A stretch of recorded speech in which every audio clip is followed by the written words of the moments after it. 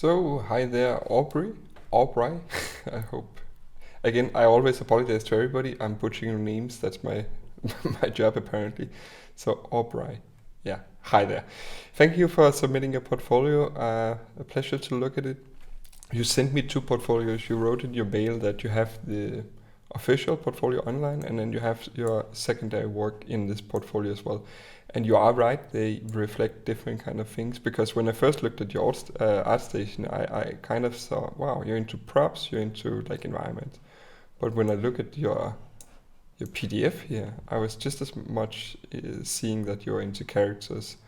So, I mean, depending, of course, on where, just on this one, depending, of course, where you're going, I would suggest you to either land on environment or character because my feeling at the moment is that you need to be specialized.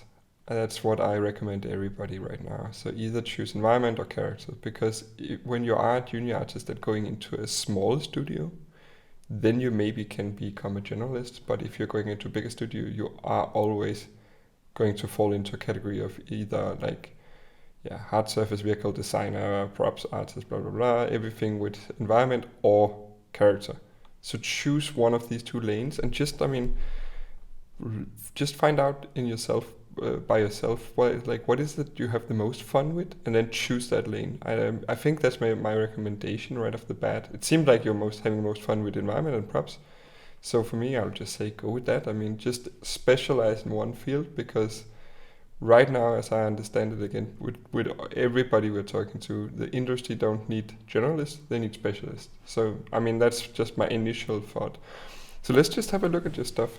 Because right now there's a lot of this mechanical stuff here. So maybe let's just look at one of these things. Let me just check out. I mean, this is a big scene. It is a lot of stuff. I think it might be a little bit too complex to break down. There's a lot of designs. I think they're quite nice.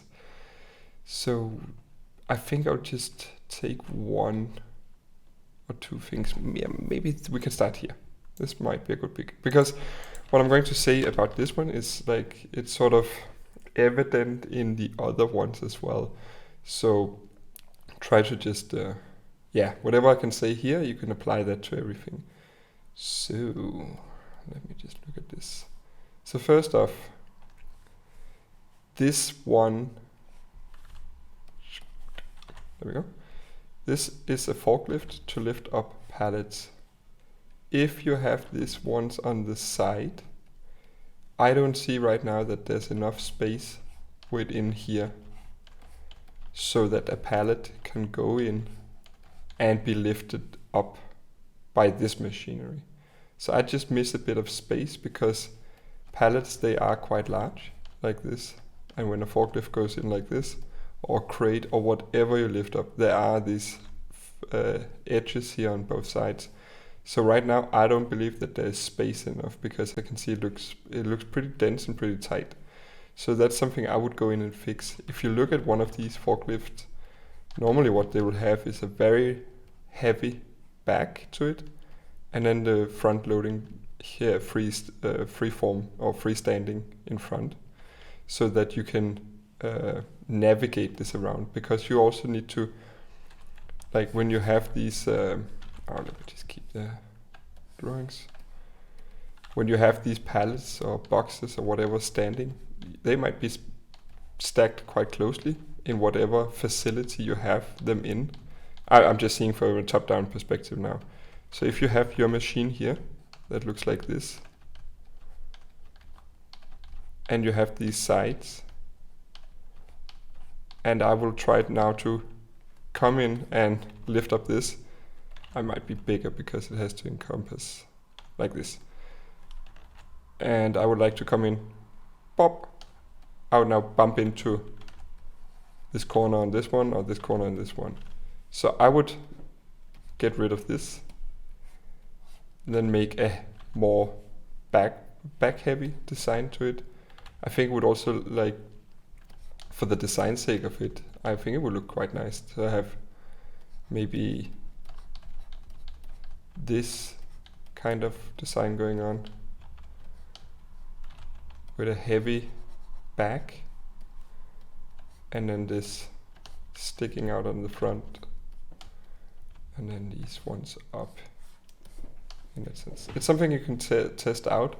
So definitely, I still like the design. I think it's quite cool. So whatever you choose, just try to minimize these or get them a little bit further in, or whatever you choose at the end, because you can easily do like this. Just take this. Let me just do like this. Something maybe like this.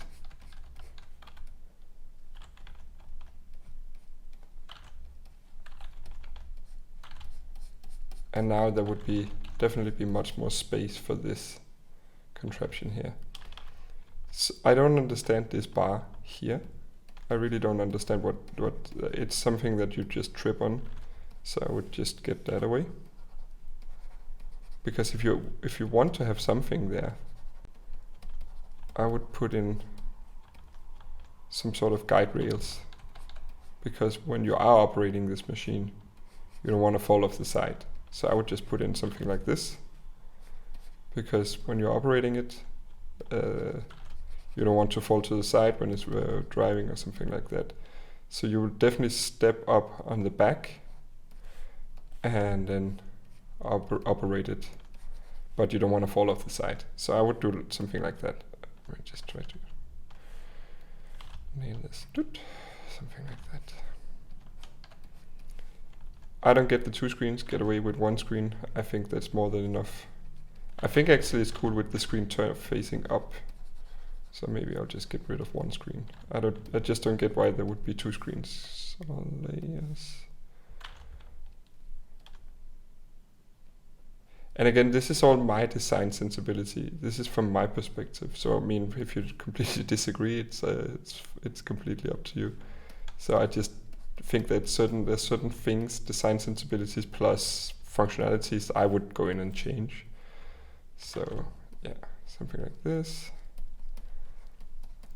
Just so that there's 1 screen. Second of all, like when you're operating something like this, I would maybe be missing some sort of control stick.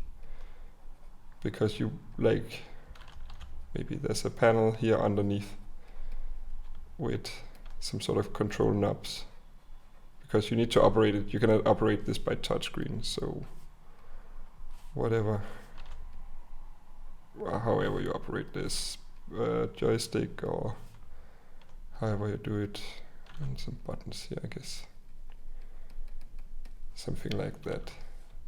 Second of all, there's something funky with the perspective. It looks a little bit off. I mean, it's a minor thing. Just, I believe you built it in 3D, so just go back into 3D. Just make sure that there's not something off here. It's just that something's bothering me with this. So just try to figure out. Maybe it's just because the rest looks so orthographic in a sense. Like very little perspective, that I would guess that this should be something like that. But you can just go in and check out if something is off. I'm not really sure, but it's just a feeling I have.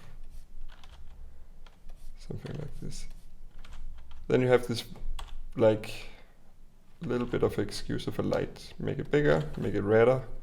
This is a warning light, so it's a light that's supposed to indicate where, like now there's this machine running, so it should be visible, because if you look right now, it's very, very, like it becomes like when everything else is so bulky like this, like you have these big shapes and big shapes, and then all of a sudden you have this super flimsy shape here. That doesn't work. So just maybe not that big, but somewhere in between, something like that. I would just make it longer, I guess. Something like that. Just sci-fi it up, I guess.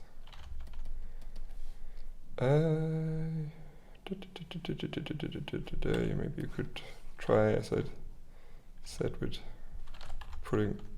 extruding a little bit to the back. Just make it a little bit more back heavy.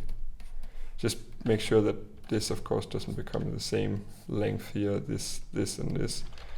So maybe it's better if it's shorter, I don't know, but yeah, you can play around with the design. Maybe these should be a little bit shorter as well. Let me just.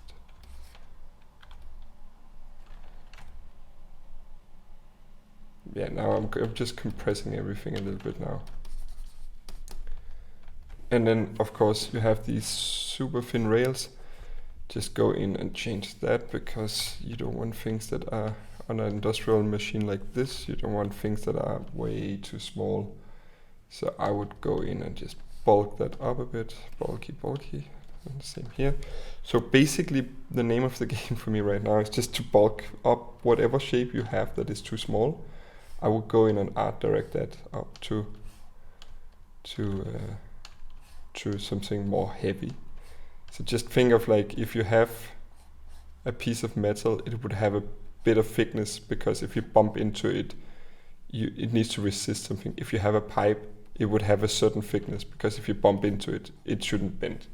So I would go ahead and do that exercise with all my piping, all the things you have around it, because I think it's the same thing that applies to almost all of this. The same maybe with these small details here as well. Just make sure that it's not too flimsy.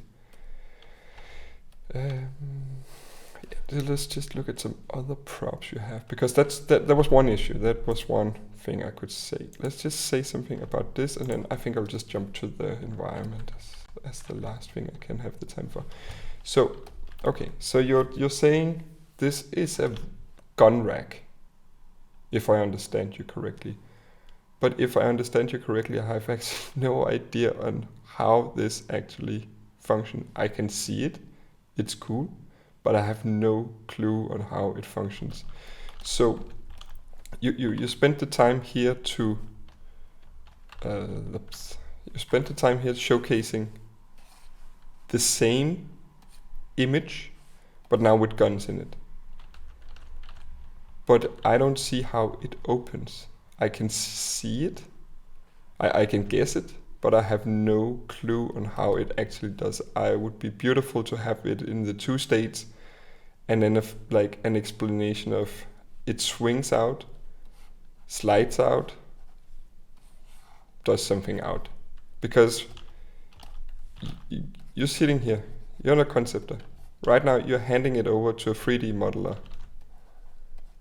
That 3D modeler has to now figure out what you just did.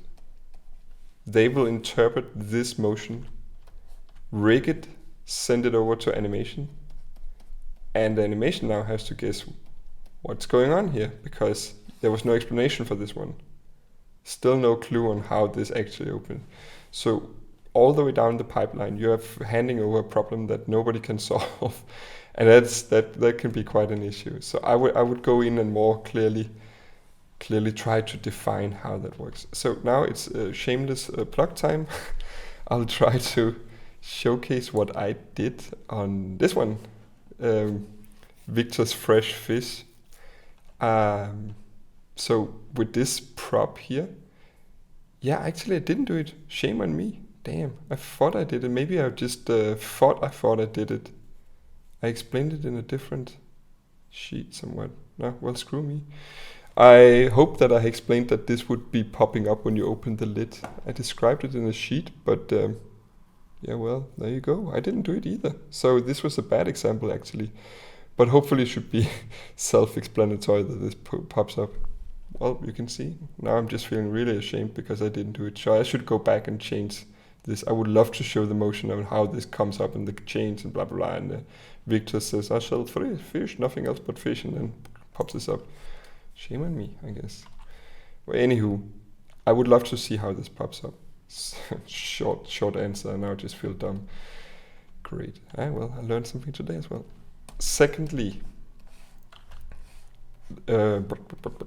this, when it does pop out, this is a weapons rack. How do you get the weapon out? Because right now I see that there's this railings, and I guess it's symmetrical, so the railings would go on all sides. So how do you store the weapon and how do you get them out? Try to look at real weapon rack. There would probably be some sort of like sleeves for them like this of some sort.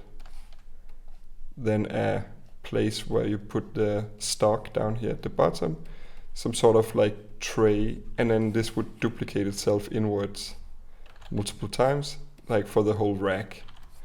You pull this out and you take out a weapon from here on. So I would say just skip the idea of that you can see it on both sides. Just say that you can take it out from one side, so that there's a solid wall on the back and a solid base to it, and then you pull it out, and then there's a solid front here as well, something like that. And then whatever the handle, like something like that here, where you pull it out. It's just right now I don't see how you would bypass this and this. It looks very, very awkward the way you pull it out. So that's something you also need to be considerate of, that when you pull it out, you need to do it like that. So I think that was the two main issues I have with that. Other than that, there's, I think it's, it's okay. So another thing you could say here right now is that, let me just move this down. It's quite busy actually. So what you have right now is that you have, there's not that many areas of rest on this. Like you have divisions and greebles and stuff and stuff and stuff and stuff and stuff and stuff all over. Did I do that on my own? I did to some extent. Some areas of rest and some areas of complexity. So the way I thought about it here, that is that on the areas of complexity is closer to the object that you would like to interact with. So, and of course with the light shining on the whatever top object that is. So it's like a Borderlands inspired gun case where you pick the guns being presented to you. So the areas of complexity is within where the player should look, and this is getting less complex as you get further down here. So I would say something similar like that. You have like a bazillion lines here, just get them away, or make more simple like this kind of shapes or edging. This I would also take away this. There's just so many things going on. I would go in and simplify it just a tiny bit. I mean, it's nice, but just simplify it and then make it more obvious that it's here that you're supposed to look, because these are the grills, so there's like a lot of details going on here. Then also be mindful of that you have this very even division. Let me just draw it like this. Even division, even spacing, even spacing, even spacing. Do you see the space here? It's the same, it's the same, it's the same, and so on and so forth. So just be mindful that you don't divide everything even. You can easily go in and say, like, maybe this is a bigger shape. Then you have these three racks here, or something like that.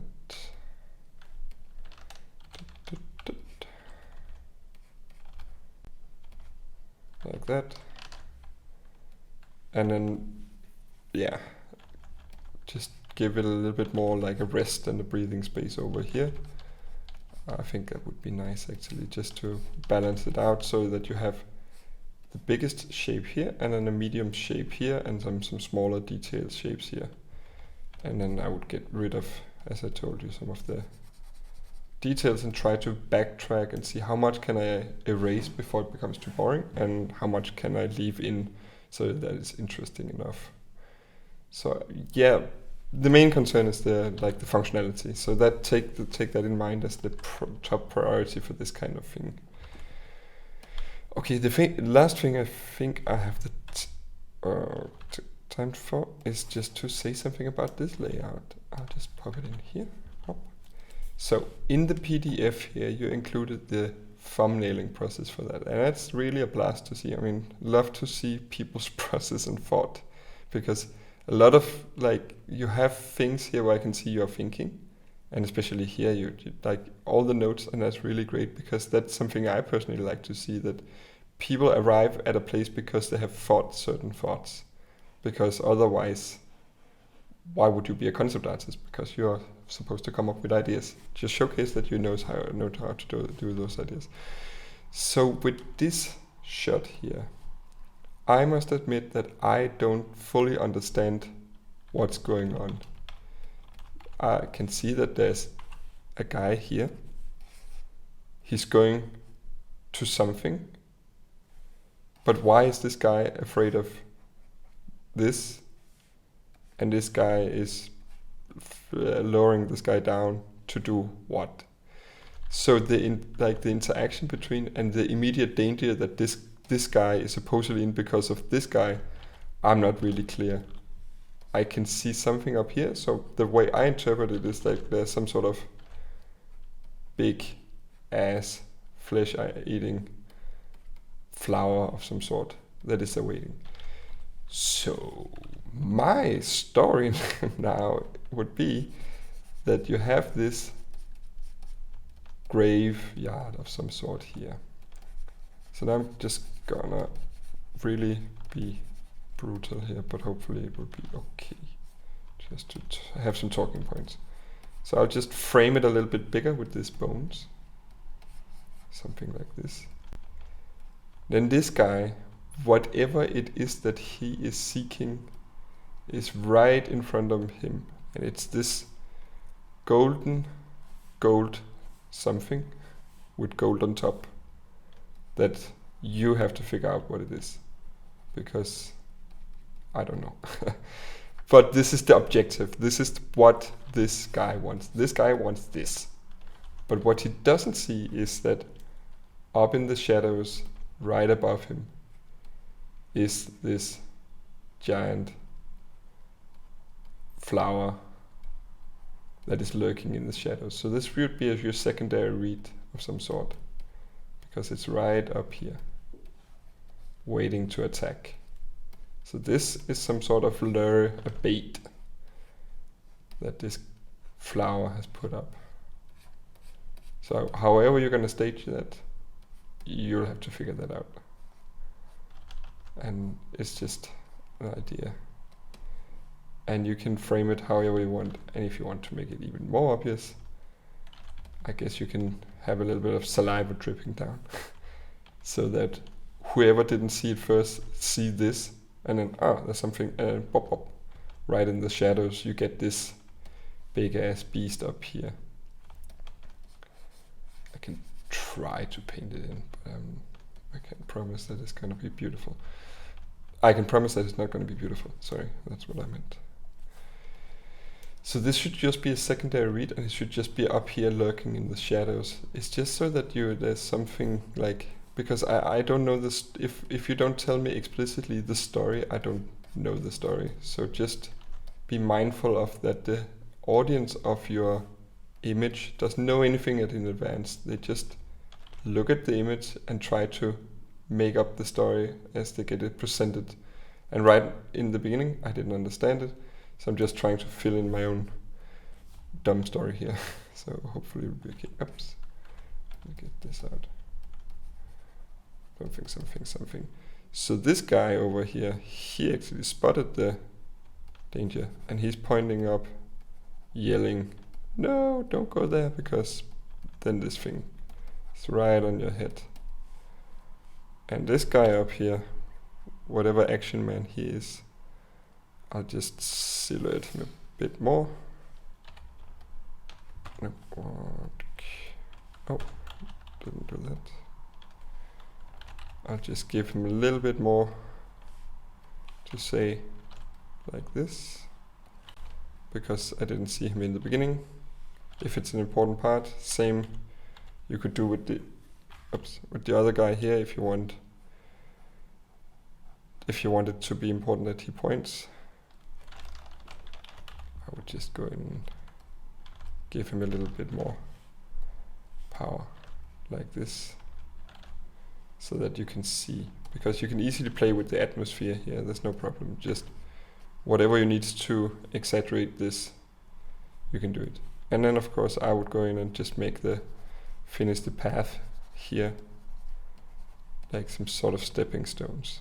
I mean, the composition is a little bit like this, so maybe you need to rearrange certain shapes to make it work. But I mean, it's a beginning, it's a start, And then maybe you could have some more of these flowers in the background here that you see as a very, very faint thing. So it's like this forest of these badass flowers. So yeah, I mean, this is how I would tackle things with story. I would always embed story in whatever I do, so that something is going on. I think that's around what I had the time to help you with. I mean, again, looking at your work, there are certain things that pull you a bit down. I think these, like, there's some sketch stuff here that, like, they're way too sketchy and way too unfinished. But when I look at your work in here, I mean, yeah, I think it's in a good state. So just, I mean, keep on pushing, keep on pushing. You know what I just said about these things, so just take those things into consideration and just, yeah, push onwards. And yeah, best of luck, and thanks for submitting your portfolio. And yeah, really, best of luck to you. Okay, see ya.